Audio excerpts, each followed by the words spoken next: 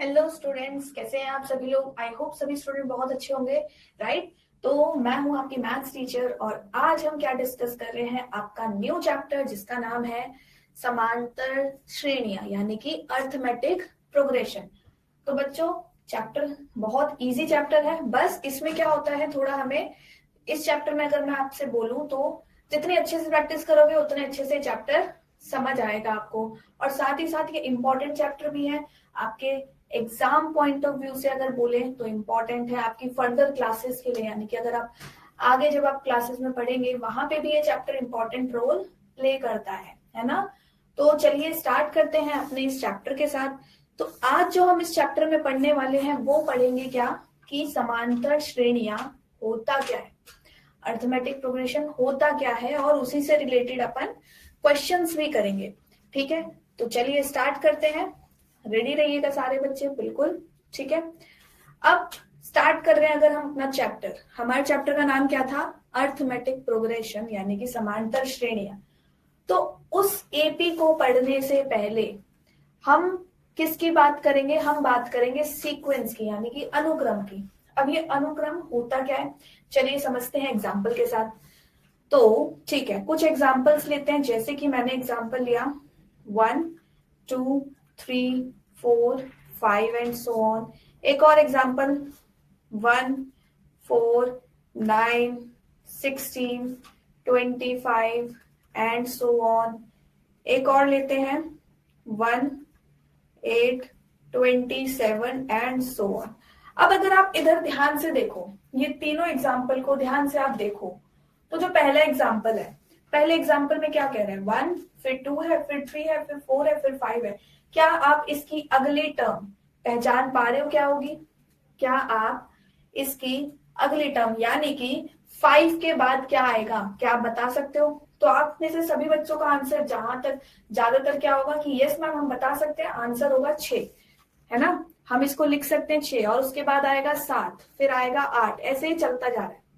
यही बोलेंगे क्योंकि हमें सीधा सीधा दिख रहा है कि एक काउंटिंग की तरह नंबर लिखे हैं, 1 से शुरू हो रहे हैं फिर 2 है फिर 3 है फिर 4 है, यानी कि एक नंबर में हम 1 ऐड कर रहे हैं फिर 2 आ रहा है, फिर 2 में एक ऐड कर दिया फिर 3 आ रहा है। तो एक एक जोड़ने पे हमारी एक ये पैटर्न बना। तो ये एक पैटर्न जो है ना, फिक्स्ड पैटर्न जो होता है, इसको क्या बोला जाता है, एक सीक्वेंस यानी कि अनुक्रम। अब ऐसे ही अगला एग्जाम्पल देखो। क्या इस एग्जाम्पल में सबसे पहले है 1 फिर 4 फिर 9 16 25, क्या इसका अगला नंबर मैं बता सकती हूँ या आप लोग बता पाओगे? तो आप में से हो सकता है कुछ बच्चे बोले यस मैम हम बता सकते हैं, कुछ बोले नहीं हमें तो समझ ही नहीं आ रहा है क्या हो रहा है ना। तो कोई दिक्कत नहीं है, हम इसका अगला नंबर बता कर सकते हैं। कैसे? अगर आप इस ध्यान से इसको देखेंगे, नंबर्स को बिल्कुल ध्यान से गौर से देखो, तो ये क्या मिल रहा है आपको, 1 ऊपर लिखते हैं 1। 4 को हम क्या लिख सकते हैं, 2 का स्क्वायर। 9 को लिख सकते हैं 3 का स्क्वायर। ऐसे ही 16 के लिए 4 का स्क्वायर। 25 क्या है, 5 का स्क्वायर। तो क्या अब आप इसका अगला नंबर बता पाओगे? बहुत सिंपल हो गया। अब तो आप कह सकते हो कि यस मैम नेक्स्ट नंबर होगा क्या, 6 का स्क्वायर यानी कि 36 होगा। उसका अगला नंबर क्या होगा, 7 का स्क्वायर यानी कि 49। तो आप एक ये फिक्स्ड जो इसका पैटर्न है वो पहचान पा रहे हो, राइट। फिक्स पैटर्न पहचान पा रहे हो, तो ये क्या हो गया, एक सीक्वेंस हो गया, डेफिनेट एक ऑर्डर है, एक निश्चित क्रम है इसका। ठीक है, इसी तरीके से तीसरे में भी हम देख सकते हैं। देखो 1 को हम लिख सकते हैं 1 का क्यूब। 8 के लिए हम लिख सकते हैं 2 का क्यूब। यहाँ फिर ये 3 का क्यूब हो गया, तो अगला नंबर क्या होगा, 4 का क्यूब यानी कि 64। फिर अगला 5 का क्यूब, फिर 6 का क्यूब, इस तरीके से चलेगा। एक डेफिनेट पैटर्न, एक निश्चित क्रम। निश्चित क्रम है तो ये क्या हो गया, एक अनुक्रम हो गया। ठीक है, तो आई होप आपको ये समझ आया होगा कि सीक्वेंस क्या होता है। बेटा नोट करते हुए जरूर चलिएगा सारी चीजें, ताकि रिवीजन के टाइम पे आपको दिक्कत ना हो। ठीक है, आप फटाफट अपने नोट्स को रेफर करें और रिवाइज करें। ठीक है, तो अब सीक्वेंस की तो हमने बात कर ली। अब सीक्वेंस से एपी पे कैसे पहुंचे, सीक्वेंस तो हमने पढ़ लिया, यहां से समांतर श्रेणी में कैसे पहुंचेंगे। तो जो आपकी एपी होती है यानी कि समांतर श्रेणी होती है, वो होती क्या है, वो एक स्पेशल टाइप ऑफ सीक्वेंस होती है। समांतर श्रेणी क्या होती है? एक स्पेशल टाइप ऑफ सीक्वेंस होती है। ठीक है, कैसे? उसमें क्या होगा, चलिए इसको भी एग्जाम्पल से समझेंगे। पहला एक एग्जाम्पल लेते हैं 11, ठीक है, फिर है 15, 19, 23, 27 एंड सो ऑन। अब देखो ये क्या है, एक सीक्वेंस है, एक अनुक्रम है। कैसे है देखो, 11 में मैंने 4 जोड़े, 11 में 4 जोड़ूंगी तो मुझे 15 मिला। 15 में मैं 4 जोड़ती हूं तो मुझे 19 मिलेगा। 19 में मैंने फिर 4 जोड़ा तो मुझे 23 मिला। 23 में 4 जोड़ने पे 27 मिल रहा है, राइट। तो देखो ध्यान से, यहाँ पे सिर्फ एक फिक्स्ड नंबर है 4, जो हम हर नंबर में जोड़ रहे हैं तो हमें अगली टर्म मिल रही है। यही तो हो रहा है यहाँ पे, है ना। तो जब भी आपके सीक्वेंस में कोई एक फिक्स्ड नंबर जुड़ रहा है, ठीक है, एक फिक्स्ड नंबर जुड़ रहा है आपके सीक्वेंस में, तो वो क्या बनाता है? वो बनाता है एक एपी, राइट। जैसे कि यहाँ पे था 11, फिर 15, फिर 19, तो यहाँ पे +4 हो रहा है, फिर +4 हो रहा है, फिर +4 हो रहा है, तो ये क्या बन रहा है? एक एपी बन रहा है। अगला एक और एग्जाम्पल से चलिए बात करें तो 1, 2, 3, 4 एंड सो ऑन। यहाँ पे भी देखो 1 में हमने 1 जोड़ा, इसमें हमने 1 जोड़ा तो हमें 2 मिला। 2 में फिर हम 1 जोड़ रहे हैं तो 3 मिल रहा है एंड सो ऑन। तो यहाँ पे भी एक फिक्स्ड नंबर को जोड़ने पे हमें जो सीक्वेंस मिल रहा है वो क्या हो गया? एपी। तो अब देखो हमने बहुत इसकी +4 की बहुत बात करी, हमने 1 की बहुत बात करी, लेकिन इसको बोलते क्या है? ये जो एक फिक्स नंबर है, यानी कि निश्चित जो संख्या है, निश्चित संख्या है, इसको क्या बोला जाता है? इसको बोलते हैं अपन सार्व अंतर, यानी कि कॉमन डिफरेंस। ठीक है, इस निश्चित संख्या को सार्व अंतर कहा जाता है। अब एक बात और कि जो सार्व अंतर है इसको किससे डिनोट करते हैं? इसको डिनोट करते हैं डी से। डी यानी कि कॉमन डिफरेंस और सार्व अंतर। जो ये डी है आपका, ये अब यहाँ पे देखो +4 आ रहा है, बट इसका मतलब ये नहीं है कि डी जो है आपका हमेशा प्लस ही रहेगा, यानी कि धनात्मक संख्या ही रहेगी, ऐसा जरूरी नहीं होता। डी आपका धनात्मक भी हो सकता है, डी आपका ऋणात्मक संख्या भी हो सकता है, और डी शून्य भी हो सकता है। ठीक है, डी पॉजिटिव भी हो सकता है, नेगेटिव भी हो सकता है, और 0 भी हो सकता है। ठीक है, ठीक है, क्लियर। तो आई होप आपको इतना क्लियर हो गया होगा कि सीक्वेंस क्या होता है। सीक्वेंस से एपी में हम गए तो एपी क्या होता है, कॉमन डिफरेंस क्या होता है। चलिए थोड़ी सी आगे और बात करते हैं। अब हमने एपी की बात करी, एपी का एक जनरल फॉर्म भी होता है, यानी कि एक व्यापक रूप होता है। किस तरीके से? जैसे कि हमने अभी एग्जांपल लिया था क्या, 11, 15, 19, 23। 11, 15, 19 और 23 इसकी बात करी थी। अब इसको देखो, इसमें जो पहली टर्म है, ये पहली वाली संख्या है, ये क्या होगा? इसकी फर्स्ट टर्म, जिसको हम किससे लिखते हैं? ए से। ए क्या है? पहली संख्या, फर्स्ट टर्म। ठीक, अब ए ये हो गया। सेकेंड टर्म में देखो, हम जब 11 में डी यानी कि सार्व अंतर को जोड़ रहे हैं तो हमें सेकेंड टर्म मिल रही है, तो हम इसको लिख सकते हैं पहली टर्म में हमने डी को जोड़ा तो हमें मिल गई second term, right. Second term मिल गई। अब हमने क्या करा, इसमें फिर से हमने क्या करा है? डी को जोड़ा है। तो अब देखो, अगर मैं पहली टर्म में, तीसरी टर्म की बात कर रही हूं, लेकिन हम लिखेंगे कैसे? पहली टर्म में डी प्लस डी कर रहे हैं, यानी कि ट्वाइस ऑफ डी, तो हमें तीसरी संख्या मिल रही है, तीसरा पद मिल रहा है। अच्छा, एक चीज और, इसमें जो ये आपके नंबर्स है ना, 11, 15, 19, इनको क्या बोलते हैं? इसको एपी में पद कहा जाता है। ठीक है, यह एपी का पद कहलाया जाता है, यानी कि इसकी टर्म। इसी तरीके से चौथे में भी देखो, a + 3d लिख सकते हैं, क्योंकि d + d यानी कि 3d। तो पहली टर्म में हमने 3 बार d को जोड़ा तो हमें चौथी टर्म मिली। ठीक है, क्लियर। सॉर्टेड। चलिए आगे चलते हैं थोड़ा सा। अब चलिए एपी की हमने बात करी, हमने इसकी जनरल फॉर्म देखी। अब देखो अगर मेरे पास एपी है कुछ इस तरीके से 147, 148, 149 एंड सो ऑन, वो चलती जा रही है, उसका कोई आखिरी संख्या, आखिरी पद नहीं है। अगर ऐसी कोई एपी होती है तो इसको क्या बोला जाता है? इसको बोला जाता है इनफाइनाइट एपी, यानी कि अपरिमित एपी। ठीक है, लेकिन अगर किसी एपी का आखिरी पद है, तो जैसे कि सपोज इसी में ही मैंने लिखा 1 2 3 4 5 6, बस यहीं तक है मेरी एपी, तो इसकी एक लास्ट टर्म है, हमारे पास आखिरी पद है, तो इसको क्या बोलेंगे? परिमित एपी, यानी कि फाइनाइट एपी। ठीक है, एपी के दो टाइप समझ आए, एक होता है अपरिमित एपी, एक होता है परिमित एपी। ठीक है, चलिए तो थोड़ी सी कॉमन डिफरेंस पे और थोड़ी बात करते हैं। सारवंतर की हम बात कर रहे थे, आई होप आप सभी को सारवंतर समझ आया होगा कि एपी में किस तरीके से उसका एक बहुत जरूरी रोल है ना। अब देखो जैसे कि अगेन वही टर्म्स लेते हैं 11, ठीक है, 11, 15, 19, फिर 23, इस तरीके से था। तो अब देखो इसमें जब हम 11 में 4 जोड़ रहे हैं हमें 15 मिला, ठीक है, यही हुआ था। और 15 में 4 जोड़ने पे क्या मिला? 19 मिल रहा था। तो अगर आपको क्वेश्चन दिया जाए, एक एपी दे दे और बोले इसका सारवंतर बताओ, तो वो कैसे निकालेंगे? तो उसका तरीका होता है, अब देखो ये पहली टर्म है, इसको लिखते हैं A1 से डिनोट करते हैं, दूसरी को A2 यानी कि दूसरा पद, ये तीसरा पद, ये चौथा पद, एंड आगे अगर एपी है तो आगे चलता रहेगा।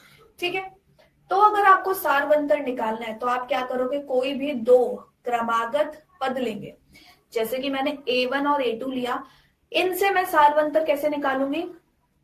दूसरी टर्म में से, दूसरे पद में से पहले पद को घटाओ तो मेरे को डी मिलेगा।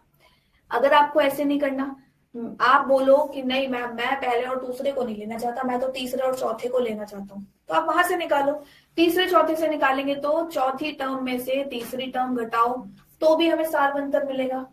ठीक है, आपका इसका भी मन नहीं, आप कह रहे हो नहीं मैं तो दूसरी तीसरी टर्म लेना चाहता हूँ, तो आप ठीक है तीसरी में से दूसरी टर्म घटा दो तो भी आप सारवंतर निकाल सकते हो।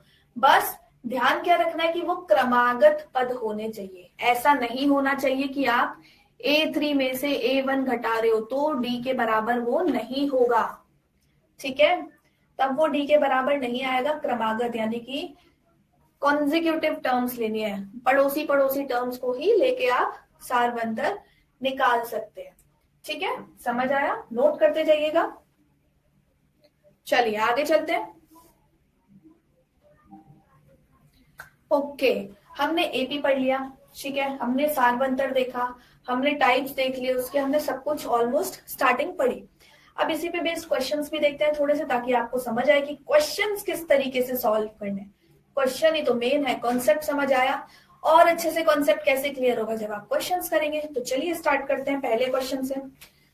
पहले क्वेश्चन में एपी दे रखे 3/2, 1/2, -1/2, -3/2। ठीक है, इसके लिए आपको प्रथम पद निकालना है और सार्व अंतर निकालना है। तो प्रथम पद मैंने क्या बोलता, जो फर्स्ट वाली होती है डायरेक्टली आप लिख सकते हो 3/2 हो गया। सार्व अंतर निकालने के लिए क्या करेंगे?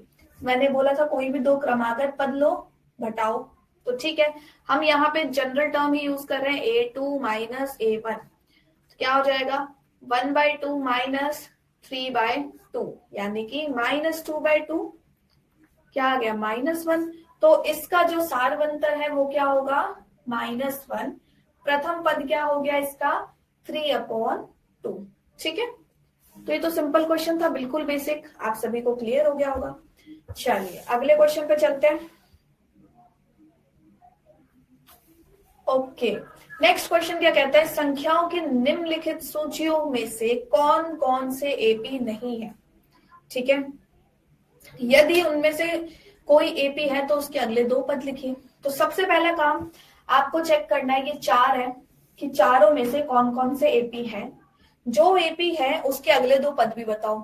ठीक है, तो चलिए स्टार्ट करते हैं पहले वाले पार्ट से। ओके, आप लोग भी सॉल्व करते जाइएगा। ठीक है बेटा।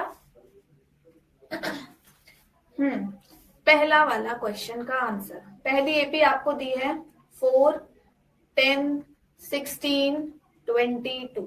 ये आपको एक एपी दी है, आपको चेक करना है ये एपी है कि नहीं।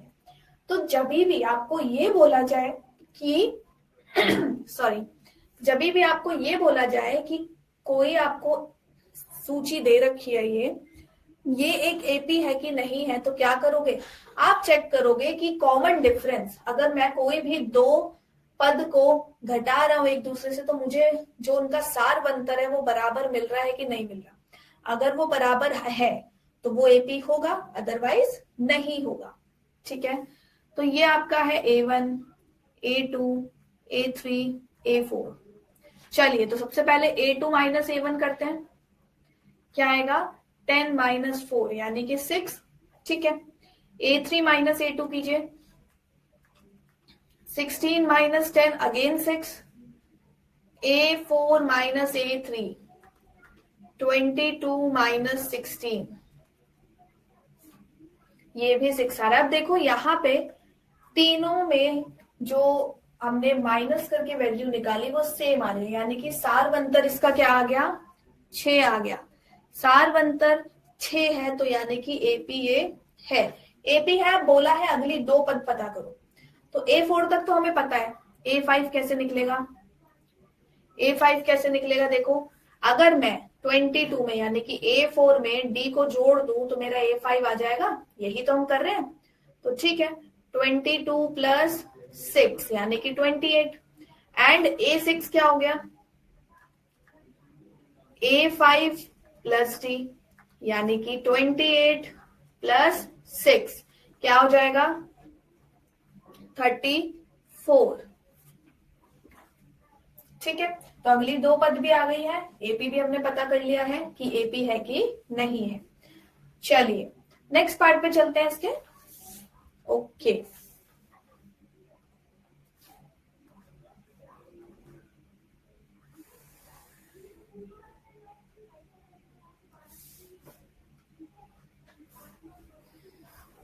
ठीक है, सेकंड वाला पार्ट क्या दिया है, 1, -1, -3, -5। ठीक है, इसको सॉल्व करते हैं। A1, A2, A3, A4। सबसे पहले सेम वही चीज, सबके सार बनतर निकालना शुरू करते हैं। तो A2 माइनस A1 क्या हो जाएगा, -1 -1 यानी कि -2। A3 माइनस A2, -3 -1 अगेन क्या आएगा, -2। A4 minus A3, -5 -3, -2। डन। क्या सभी में सार बनतर सेम आ रहा है, -2? यस, तो हम लिख सकते हैं कि D बराबर -2 एपी है। अब आपको क्या निकालना है, A5। चलिए, तो A5 क्या हो जाएगा, A4 प्लस D यानी कि -5 प्लस -2, -7। अगेन A6 क्या हो जाएगा, A5 प्लस D यानी कि -7 प्लस -2, -9। तो अगली दो पद क्या आ गए, -7 एंड -9। ठीक है, अगला पार्ट देखते हैं अब। तो आई होप आप सभी को समझ आ रहा होगा अच्छे से, बहुत सिंपल है। ठीक है, कोई इसमें दिक्कत वाली बात नहीं है। चलिए, तो तीसरा क्या दे रखा है, -2, 2, फिर -2, फिर 2, फिर -2 एंड सो ऑन। चलो फिर से हमारा काम एपी चेक करना, तो स्टार्ट करते हैं।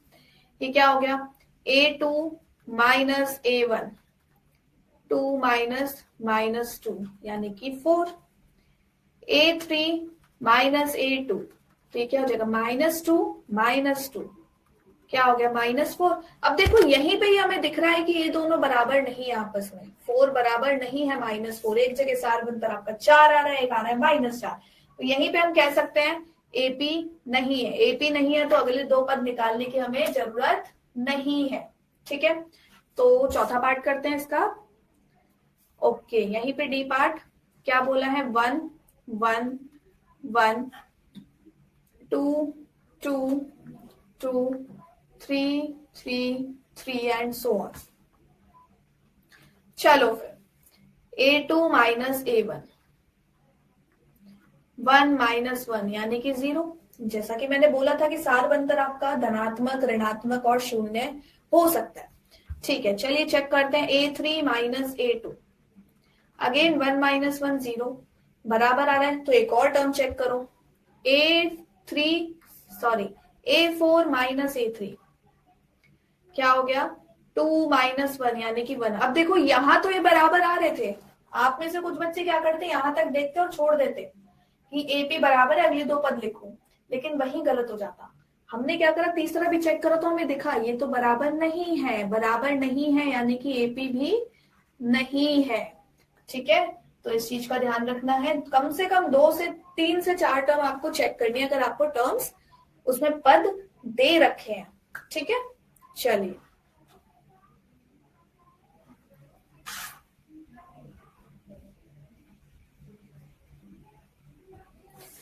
अगले क्वेश्चन पे चलते हैं।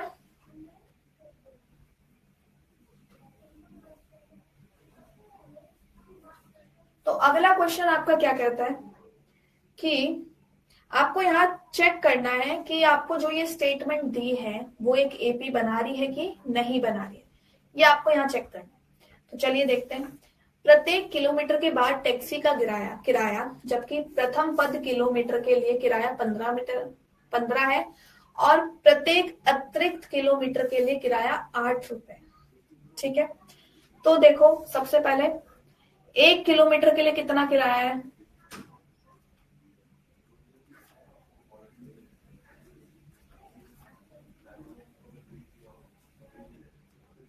एक किलोमीटर के लिए कितना किराया है 15 रुपए, और उसके बाद जितने भी किलोमीटर बढ़ रहे हैं हर किलोमीटर पे 8 रुपए बढ़ेंगे। ठीक है, तो अब देखो 2 किलोमीटर के लिए कितना किराया है,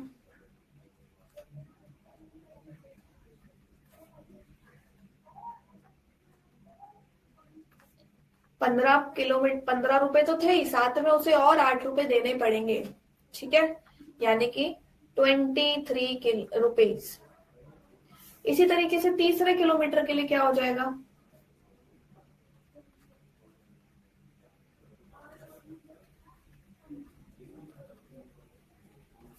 क्या हो गया 23 रुपए, तो उसके हो गए 2 किलोमीटर के लिए, और 8 रुपए बढ़ाओ तीसरे के लिए, क्या हो जाएगा 31 रुपीज।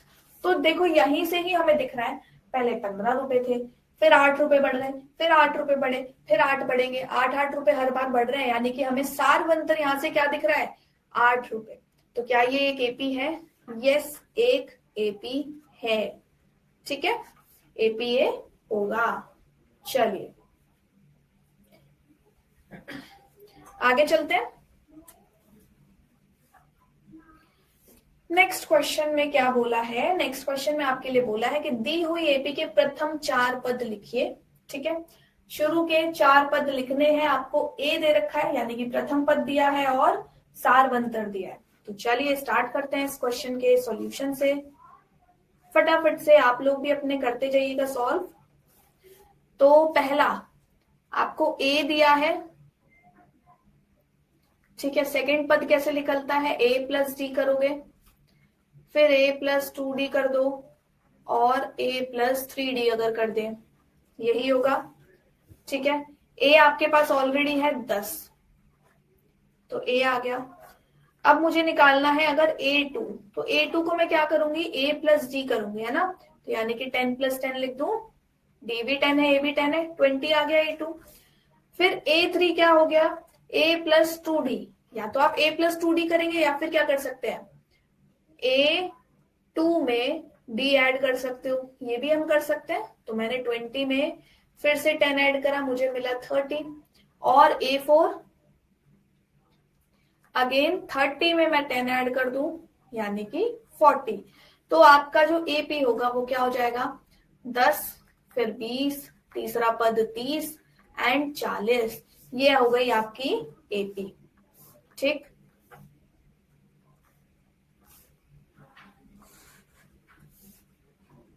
ओके, अगला चलते हैं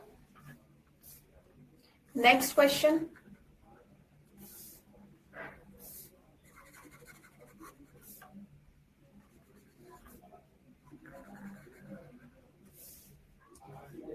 तो सेकेंड पार्ट में क्या है आपके पास, A है -1, ठीक है, A1 क्या हो गया A यानी कि -1, B आपको दिया है 1/2, तो A2 निकाले।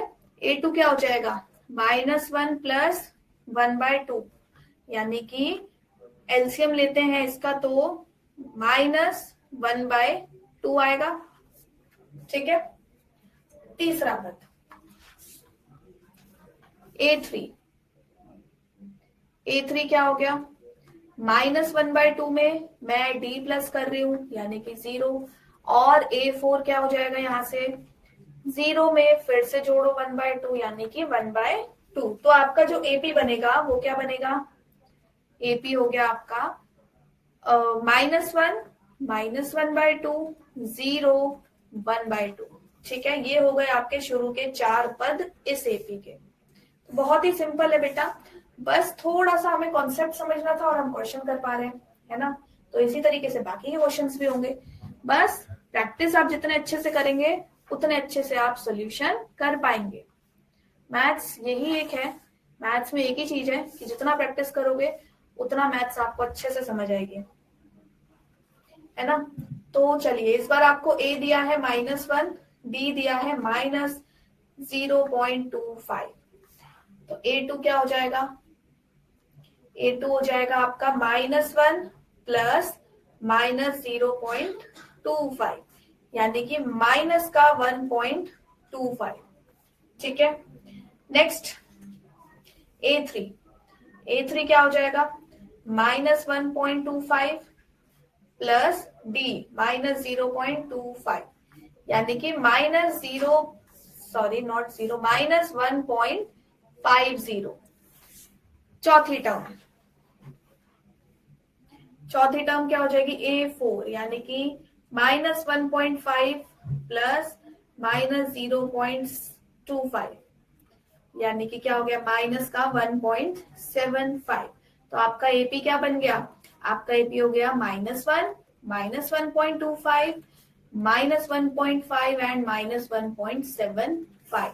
ठीक है, ये हो गया आपका तीसरे पार्ट का 4 पद। ठीक है, तो ये थे क्वेश्चंस। आगे चलते हैं अगले क्वेश्चन पे। समझ आ रहा है ना सभी बच्चों को, और अपने आप से सॉल्व भी करते जाना है सभी को। ठीक है, तो चलिए, इसमें क्या बोला है कि आपको पहचानना है इनमें से कौन कौन से AP हैं। अगर कोई AP है तो उसका सारवंतर बताओ और उनके 3 और पद लिखिए, यानी अगले 3 पद और लिखने हैं। तो ये तो फटाफट हो जाएगा बेटा, अभी हमने ऐसा एक क्वेश्चन करा था, एक और हम आ गए हैं लेके। तो ठीक है, पहले पार्ट से स्टार्ट करते हैं, सेम वही चीज करेंगे। तो पहले के लिए मैं कर रही हूं A2 माइनस A1 को चेक, क्या होगा 5/2 -2 यानी कि 1/2। A3 minus A2, 3 minus 5/2 again 1/2। ठीक है, एक और चेक करो A4 माइनस A3, 7/2 -3 यानी कि 1/2। तो यहाँ सभी सारवंतर जितने भी हैं सब क्या आ रहे हैं 1/2, तो सारवंतर हमें मिल गया। अगली 3 पद हमें निकालनी है, तो चलो A5 निकालते हैं। A5 क्या हो गया A4 प्लस D, तो हम लिख सकते हैं A4 क्या है 7/2 प्लस D यानी कि 8/2। ठीक है, जिसको हम 4 लिख देते हैं। A6 8/2 प्लस 1/2 लिख ले, तो क्या हो गया 9/2। A7 सेम इसी तरीके से 9/2 प्लस 1/2 यानी कि 10/2, जिसको हम क्या लिख देंगे 5।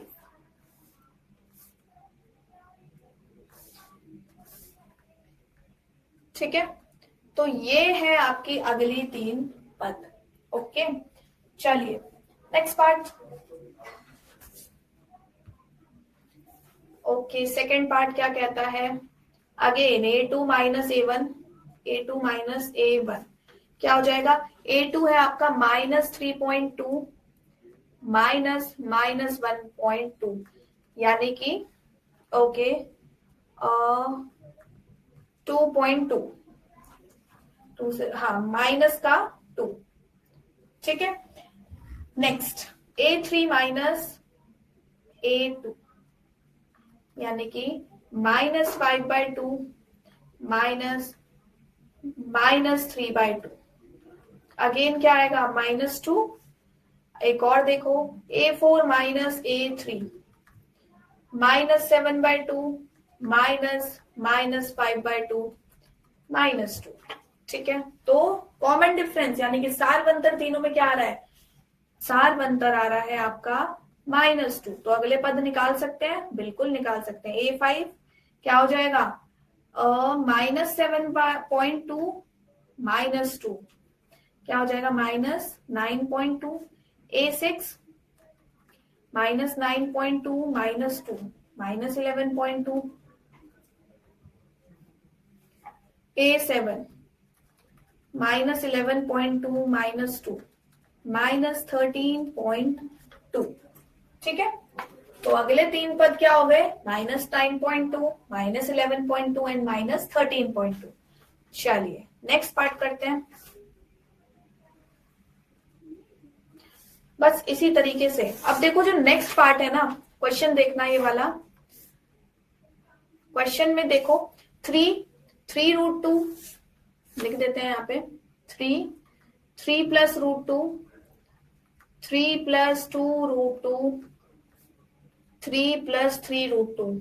अब ये वाला जो क्वेश्चन है ना बेटा, ये आपको एग्जाम में, आपके एग्जाम में ये क्वेश्चन पूछा हुआ क्वेश्चन है, PYQ है ये क्वेश्चन। ठीक है, देखने में तो बहुत खतरनाक लग रहा है, बट बहुत सिंपल है। सेम वही चीज करेंगे। वहां पे इसका सार्व अंतर जहां तक मुझे याद है वो पूछा गया था कि इसका कॉमन डिफरेंस बताना है, तो यहाँ हमें चेक करना है। तो चलिए A2 माइनस A1 क्या हो गया? 3 + √2 माइनस √2 यानी कि 3। A3 माइनस A2 क्या हो गया? 3 + 2√2 माइनस 3 माइनस √2। सब कैंसिल हो गया, बचा क्या? ओके, यहाँ पे थोड़ी सी एक मिस्टेक, यहाँ 3 आएगा, फर्स्ट टर्म आपकी 3 है, तो आंसर में क्या आएगा? √2 होगा इसका। यहाँ पे भी √2 बचा। इसी तरीके से A4 minus A3 3 + 3√2 3 minus 2√2 again √2। तो यहां से हम कह सकते हैं कि D क्या है आपका? √2। D √2 है, तो अगले 3 पद क्या हो जाएंगे इसके? A5 क्या हो जाएगा? 3 + 3√2 प्लस √2 यानी कि 3 + 4√2। A6 3 + 4√2 प्लस √2 यानी कि 3 + 5√2। A7 3 + 5√2 प्लस √2 यानी कि 3 + 6√2। तो ये अगले 3 पद हो गए। ठीक है, चलिए नेक्स्ट पार्ट क्या है? A2A 3A 4A। चलिए इसको चेक करते हैं, ये AP है कि नहीं है। पार्टीशन कर दो। तो आपको चौथा पार्ट क्या दिया है? A2A 3A 4A and so on. चलिए इसको चेक करें। तो A2 माइनस A1 यानी कि 2A minus A A3 minus A2 3A minus 2A again A। इसी तरीके से A4 minus A3 4A minus 3A। अभी भी क्या बचा? A। तो D सभी का सेम है A, तो ये क्या है? एक AP है। AP है तो इसके सार नेक्स्ट 3 पद जो है, अगले 3 पद जो है वो क्या हो जाएंगे? अब यहाँ से ध्यान से आप देख भी सकते हो। 4A है, 4A में हम A जोड़ रहे हैं तो आ गया 5A। A6 क्या हो गया, 5A में हमने फिर से A जोड़ा, 6A, A7 अगेन 7A, बिल्कुल उसी तरीके से करा है जैसे हमने पिछले 3 क्वेश्चन करे हैं इसके। ठीक है, चलिए इसका नेक्स्ट पार्ट देखते हैं।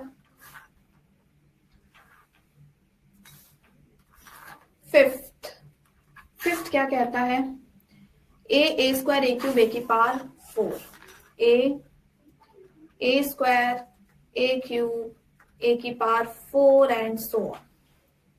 कॉमन डिफरेंस पता करना है, तो A2 माइनस A1, ए स्क्वायर माइनस ए, यानी कि ए माइनस 1, ऐसा ही कुछ हो सकता है। अब A3 माइनस A2 करो तो ए क्यूब माइनस ए स्क्वायर, यहां से हम ए स्क्वायर कॉमन ले सकते हैं।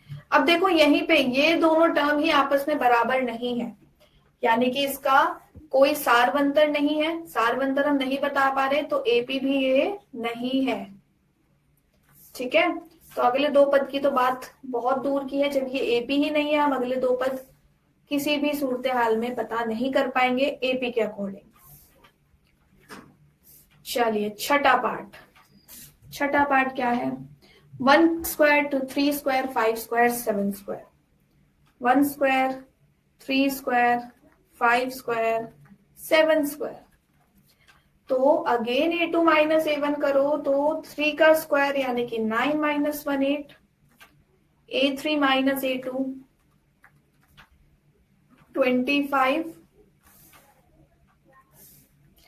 25 माइनस 9, ये 8 के बराबर तो किसी भी सूरत हाल में नहीं आ रहा है, राइट। तो यहाँ पे भी क्या है, ये एपी नहीं है, राइट, एपी नहीं है। तो आज जो हमने पढ़ा, सबसे पहले हमने आज क्या पढ़ा कि एपी क्या होता है। ठीक है, एपी हमने पढ़ा। फिर हमने क्या देखा बच्चों कि एपी के अंदर एक छोटी सी टर्म थी डी, यानी कि क्या बोलते हैं इसको, सार्व अंतर। ये क्या होता है, ठीक है, ये आपको पता होना चाहिए। ठीक है, फिर हमने देखा पद कैसे निकलते हैं, पद अगले, अगर वो एपी है कि नहीं है। फिर हमने इस पे करे थे क्वेश्चंस, जिसमें हमने डिफरेंट टाइप्स के क्वेश्चन पढ़े, जितना हमने पढ़ा उस पे बेस्ड। ठीक है, तो आई होप जितना हमने आज पढ़ा आप सभी बच्चों को क्लियर होगा, समझ आ गया होगा, एंड आप लोगों ने स्पेशली नोट कर लिया होगा। अब आपको क्या करना है, एनसीईआरटी जितना हमने पढ़ लिया, एनसीईआरटी से क्वेश्चन बेटा सॉल्व कीजिएगा। ठीक है, और अगर कोई डाउट आता है आपको तो आप क्या कर सकते हो, आप हमारा फिलो ऐप इंस्टॉल कर सकते हैं, एंड विद इन 60 सेकेंड जब भी डाउट हो ट्यूटर से कनेक्ट हो सकते हैं, साथ में तभी के तभी ट्यूटर से कनेक्ट होकर अपने डाउट को क्लियर कर सकते हो। ठीक है, सो आई होप आप सभी को जितना हमने आज पढ़ा, जितना इस लेक्चर में पढ़ा, सब क्लियर हो गया होगा, समझ आया होगा। समझ आया तो सारी वीडियो को लाइक जरूर कीजिएगा। ठीक है, अब मिलेंगे हम नेक्स्ट क्लास में, इसी के आगे ही कंटिन्यू करके करेंगे, तो इसको रिवाइज करके आइएगा नेक्स्ट क्लास में, उसको आगे हम इस चैप्टर को कंटिन्यू करेंगे। ठीक है, तो चलिए क्लास एंड करते हैं यहाँ पे। सो बाय बाय एवरीवन, मिलते हैं नेक्स्ट क्लास में।